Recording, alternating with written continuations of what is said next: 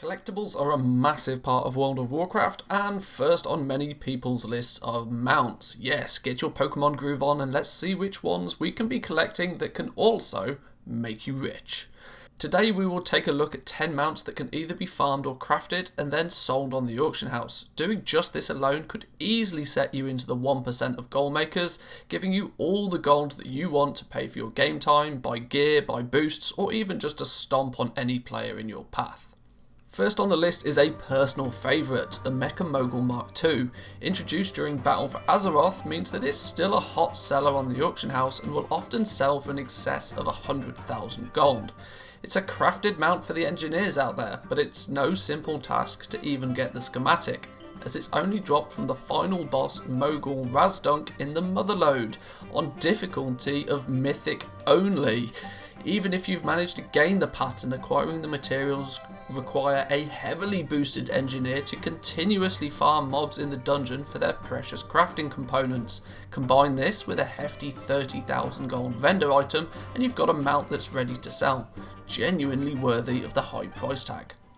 Staying within Battle for Azeroth, there are a number of zone drop mounts that vary in rarity, one of the rarest being the chewed on reins of the terrified pack mule. Now this hard-working donkey's found in Drosvar, but was notorious for being almost impossible to farm for. Only dropping from selected hex-thralled mobs throughout the zone made it all the more difficult due to the fact that they're relatively sparse in nature and they have a long respawn time. Farming this mount solo is a tough adventure and has led to only well-organised groups being able to farm them effectively.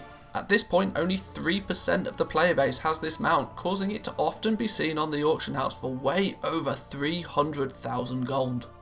Next we head all the way back to Mr. Pandaria to take a look at the jeweled Onyx Panther. Now this grey, blackish flying panther, which is interestingly made by combining 4 other mounts. Jewel crafters with the exalted reputation with the Order of the Cloud Serpent faction can craft and sell this one. Firstly having to create the 4 coloured panthers before combining it into the Onyx variation. A hefty 80,000 gold worth of vendor items are needed to craft this one, which was a substantial investment even just to craft it. Added on to the fact that there's a large quantity of gems needed to create this mount left it selling for way over 100,000 gold. All this in an expansion where gold was not easy to come by and tokens were not even a thing. Now, who enjoys fishing? Because this next mount is going to require you to polish off the old rod and pick up that bucket of bait. Yes, we are talking about the Great Sea Ray. Aquatic mounts are not as useful as they once were, with Shadowlands being mainly landlocked, but it's a cool mount all the same. Now those with a love for fishing can spend their time in any of the BFA zones casting away with the hope of catching this ray. Some have claimed it could take up to or even more than 20,000 casts before being able to catch it, so you might be in for a long haul. Maybe pick up that new series on Netflix and get casting.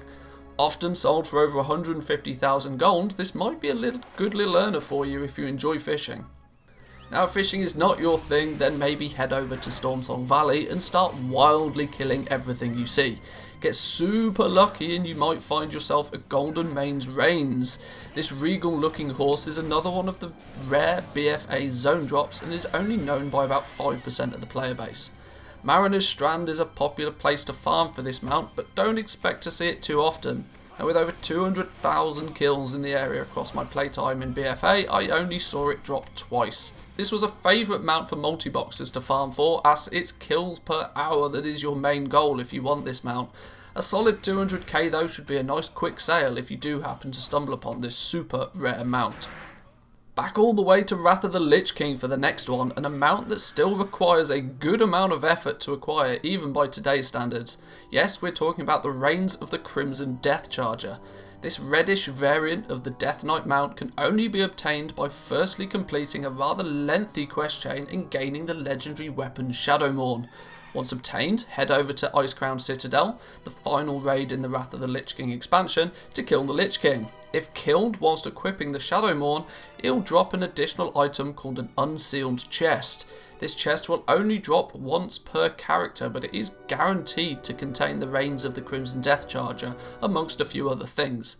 While this is now completely soloable, the quest chain to gain Shadowmourne is actually the main problem, taking multiple weeks worth of lockouts to even complete. 200k for the mount though, might make it all worth your time. If grinding legendary weapons on multiple characters sounds like just way too much like hard work, then maybe this blacksmithing crafting mount is more suited to you. The Steelbound Harness will summon a Steelbound Devourer and can be crafted by blacksmiths who gain the pattern by killing Tichondrius in the Nighthold raid from Legion. While the drop rate this pattern has increased since it was first introduced into the game, there are still many blacksmiths out there without this pattern.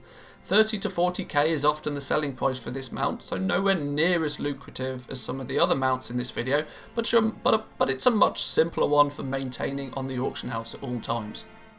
Cloud Serpents are one of the more interesting models for mounts, and next on our list is the Reigns of the Thundering Ruby Cloud Serpent. This was originally added all the way back in patch 5.0 Mists of Pandaria and is dropped from a rare mob in the Vale of Eternal Blossoms called Alani. Problem is, she's protected from attack by a Nimbus Shroud. This shroud can only be removed with a special item called a Sky Crystal, which is only created by combining 10 Sky Shards. Sky Shards, which are epic quality rare drop from almost any mob in the zone, but a seemingly terrible drop rate. These are harder to come by than most people think, resulting in less than 1/3 of the player base actually owning this mount. For the penultimate mount in this video, we are back to grinding mobs in battle for Azeroth. This time we're off to Dune, looking for the captured Dune Scavenger. Now this toothy puppy is still only owned by about 8% of the player base, and has, in my opinion, one of the coolest models for a mount in the game. Early in BFA, multiple spots common for farming these were heavily nerfed into the ground, causing it to be much harder to farm for. Now, with most players moving on from BFA content, the rarity of these is actually increasing, with them being listed for on average over 150,000 gold, and that price is only increasing as the stock of them decreases. You can still find groups farming for this fella, and it's well worth your time. It's just one of these could cover the cost of an entire month's worth of game time. And last on the list, we have the most frustrating of all crafting mounts to make. Yes, the Vial of the Sands. Alchemists with this ability are never going to drop alchemy for another profession, and most of them swear that they will never be doing it again. For those unaware, the pattern can only be looted from canopic jars, which are a rare item from archaeology. Yes, that profession that doesn't even exist in Shadowlands anymore. Added to a reported 1 in 30 chance, the RNG on top of RNG to even learn this pattern is enough for most people not to bother. The mount though is still a fantastic seller, as it's one of the only 2-person mounts. The caster themselves transforms into their mount, allowing a friend to ride on the back of you. Super cool. The list of materials to make this mount calls there often to be only a little profit in making them, but with still less than half of the player base owning this mount, it's still a great seller all the time. So there we have it. 10 mounts that if farmed up or crafted can easily nicely keep you topped up with gold, or even help you out with your own collection.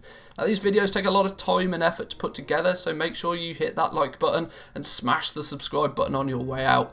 I've been Manthius, boys and girls, and I will see you next time. Peace.